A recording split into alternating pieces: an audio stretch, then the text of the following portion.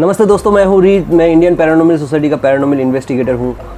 या क्या है घोस्ट मीटर, क्या है ईएमएफ मीटर? गाइस, ये है एक इलेक्ट्रोमैग्नेटिक फील्ड रीड करने का एक गैजेट। 1970 में ये गैजेट बहुत ही चर्चे में था, जब इसे क्लेम किया गया था कि ये गैजेट से आप स्पिरिट कम्युनिकेशन या स्पिरिट को डिटेक्ट कर सकते हो। तो एक्चुअली ये ईएमएफ मीटर है क्या? गाइस, ये है इलेक्ट्रोमैग्नेटिक फ्रीक्वेंसी रीडिंग का एक मीटर है जो यूज़ होता है किसी भी devices, electronic devices in and around जहाँ पे आपका एक्सेसिव मैग्नेटिक एनर्जी रिलीज़ होता है, तो उसको डिटेक्ट करने के लिए ये गैजेट बनाया गया था। लेकिन ये भी दावा किया जाता है कि इससे जो है स्पिरिट्स को भी आप डिटेक्ट कर सकते हो।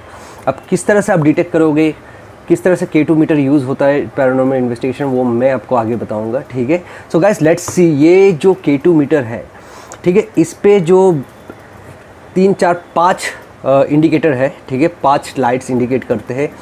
जितना आप किसी भी डिवाइस के पास लेके जाओगे, चाहे मोबाइल हो, चाहे आप घर के कोई भी अप्लायंसेस हो, तो आप देखना कि इसके जो इंडिकेटर्स है ये आपको सिग्नल देना शुरू कर देगा। इसका मतलब है कि आपको यहाँ से डिटेक्ट, आप रीड कर पाओगे कि कितना इलेक्ट्रोमैग्नेटिक फ्रीक्वेंसी वो डिवाइस से आपका आ रहा है। अगर एक्सेसिव हो रहा है तो ये रेड हो जाएगा, मतलब आपके पास ज़्यादा वो पर्टिकुलर डिवाइस जो है वो रिलीज़ कर रहा है इलेक्ट्रोमैग्नेटिक फ्रीक्वेंसी।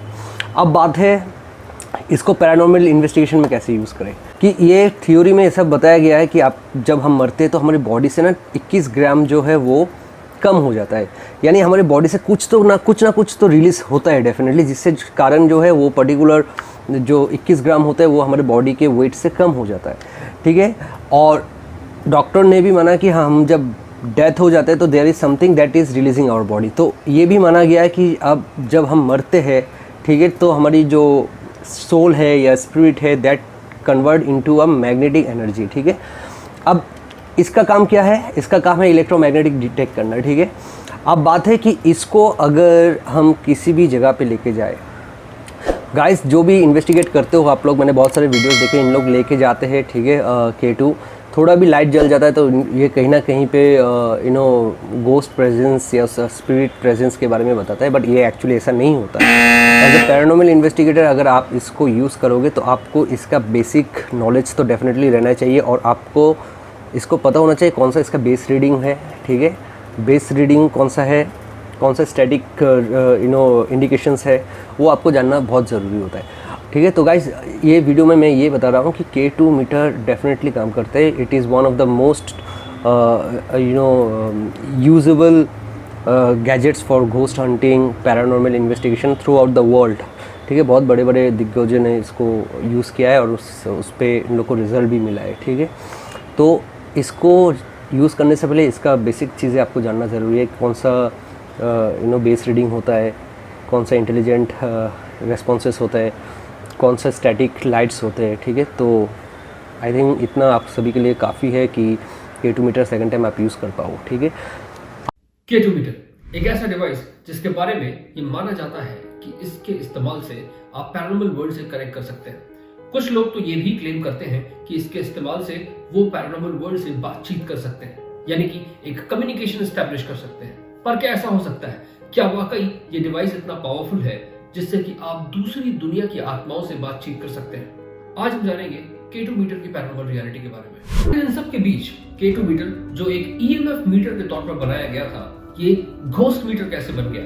इसके लिए आपको देखना होगा एक अमेरिकी टेलीविजन पैरानॉर्मल इन्वेस्टिगेशन शो जिसका नाम है घोस्ट हंटर्स, जिसमें पहली बार ग्रांट विल्सन नाम के एक इंसान ने इस डिवाइस का उपयोग एक गिमिक के तौर पर किया था, और उसी ने ये पहली बार नेशनल टेलीविजन पर यह बताया था कि इस K2 मीटर का इस्तेमाल एक्चुअली घोस्ट हंटिंग के लिए भी किया जा सकता है। पर ग्रांट विल्सन कोई और भी EMF डिवाइस का इस्तेमाल कर सकते थे, फिर उन्होंने K2 मीटर ही क्यों चुना? क्योंकि एक तो K2 मीटर एक बहुत ही सस्ता डिवाइस है, अमेरिका में इसकी कीमत $10 से भी कम है, और दूसरा K2 मीटर अपने आप में एक काफी ज्यादा अनरिलायबल डिवाइस माना जाता है, क्योंकि K2 मीटर सिर्फ एक सिंगल एक्सेस की रीडिंग ही आपको देता है। इसकी रीडिंग्स की फ्लक्चुएंसी इतनी ज्यादा सेंसिटिव है कि महज हाथ हिलाने पर भी इसकी रीडिंग्स फ्लक्चुएट करने लगती हैं। अनलाइक प्रोफेशनल EMF मीटर्स, इसकी रीडिंग्स की जगह पर सिर्फ एक LED लाइट जलती है, क्योंकि इसकी एक्यूरेसी बिल्कुल भी सटीक नहीं है, और ये बात बनाने वाली कंपनी भी बहुत अच्छे से जानती थी, इसीलिए उसने रीडिंग्स मीटर की जगह एक एलईडी लाइट का उपयोग किया। इसका मतलब ये भी है कि जब ये लाइट्स कैमरा पर ब्लिंक करती हैं, तब ये एक बहुत ही बेहतरीन कंटेंट बनाती है। जरा सोचिए, एक हॉन्टेड होटल या फिर एक हॉन्टेड फोर्ट के अंदर आप एक ऐसी डिवाइस लेकर एंटर करते हैं और उसकी लाइट्स अपने आप ब्लिंक करने लगती हैं। ये अपने आप में एक काफी फैसिनेटेड फुटेज प्रोड्यूस करती है और ऐसा फैसिनेशन हम इंसानों को बहुत ज्यादा अच्छा लगता है। आपने कभी भी एक 3 एक्सिस वाला proper and original EMF meter किसी भी वीडियो में किसी को भी इस्तेमाल करते हुए नहीं देखा होगा, क्योंकि एक ऐसा रिलायबल डिवाइस आपको एलईडी लाइट्स की ब्लिंक नहीं बल्कि एग्जैक्ट रीडिंग की वैल्यू देगा। पर यहाँ एक और सवाल पैदा होता है कि ये ईएमएफ मीटर्स, यानी कि जिसे गॉस मीटर भी कहा जाता है, ये पैरानॉर्मल इन्वेस्टिगेशंस का हिस्सा बना ही कैसे? माइकल पर्सिंगर ने कभी भी किसी भी तरह के ईएमएफ मीटर को घोस्ट हंटिंग के लिए प्रमोट नहीं किया और ना ही उन्होंने कभी इस बात का कहीं पर भी जिक्र किया। K2 मीटर बनाने वाली कंपनी K2 एंटरप्राइजेज ने भी कभी भी कोई भी ऐसा दावा नहीं किया जिसमें कि उन्होंने कहा हो कि उनके द्वारा बनाया गया ये डिवाइस किसी भी तरीके से घोस्ट हंटिंग के काम में आ सकता है। यहाँ तक कि उनके ऑफिशियल वेबसाइट पर भी इस बात का कोई जिक्र नहीं है। K2 मीटर की अनरिलायबिलिटी इतनी ज्यादा है कि ये किसी भी तरह के इलेक्ट्रॉनिक इक्विपमेंट, केबल्स, यहाँ तक कि डेड बैटरीज और अनपावर्ड कंप्यूटर माउस से भी ट्रिगर हो सकता है। फोटोग्राफर केनी मिडल ने जब इस डिवाइस के ऊपर रिसर्च किया और इसे इस्तेमाल किया तो उन्होंने पाया कि ये डिवाइस इतना ज्यादा सेंसिटिव है कि महज जेब में रखने से भी इसकी रीडिंग्स फ्लक्चुएट करने लगती हैं। इसे बनाने वाली कंपनी K2 एंटरप्राइजेज ने खुद इस ईएमएफ मीटर की एक्यूरेसी को अपनी वेबसाइट पर सिर्फ 5% बताया है, यानी कि ये डिवाइस उस पर्पस को भी फुलफिल नहीं करता जिसके लिए इसे बनाया गया था। इलेक्ट्रोमैग्नेटिक फील्ड हमारे चारों तरफ है और एक ऐसा डिवाइस जिसकी रिलायबिलिटी के ऊपर ऑलरेडी इतने ज्यादा सवाल है, वो भी उस काम के लिए जिसके लिए उसे बनाया गया था, ऐसे किसी डिवाइस पर हम कैसे भरोसा कर सकते हैं?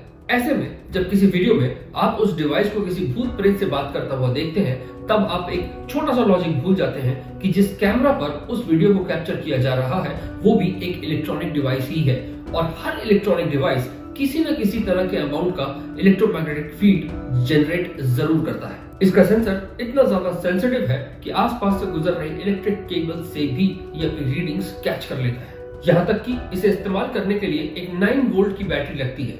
ये डिवाइस अपने अंदर की लगी हुई बैटरी से भी ईएमएफ रीडिंग्स पकड़ लेता है, यानी कि ये डिवाइस न ही सिर्फ एक यूजलेस डिवाइस है बल्कि फेक रीडिंग्स भी देता है। भारत एक ऐसा देश जहां अंधविश्वास से जुड़ी हुई पहले से ही करोड़ों मान्यताएं हैं। एक ऐसे देश में इस तरीके के वीडियोस का बनाना और लगातार एक इस तरीके की झूठी मशीन का उपयोग करके लोगों को ये बताना कि वो वाकई भूत प्रेत से बात कर सकते हैं, ये अपने आप में एक बहुत बड़ा स्कैम है और आप इस स्कैम में अब पूरी तरह से फंस चुके हैं। मगर K2 मीटर का स्कैम सिर्फ यहीं खत्म नहीं होता। इसे इस्तेमाल करने वाले ही नहीं बल्कि बेचने वाले भी इक्वली इस स्कैम के लिए उतना ही जिम्मेदार है। पूरी दुनिया में अमेरिकी टीवी चैनलों और उनके पैरानॉर्मल इन्वेस्टिगेशन शोज ने इस डिवाइस को इस तरीके से प्रोजेक्ट और प्रमोट किया जिससे कि हमें लगे कि ये डिवाइस वाकई सच है और हमेशा की तरह अमेरिकियों की कही हुई हर बात भगवान की बात मानकर हम इसे सच मान बैठे। इसके पीछे उन चैनल्स का और उन शोज का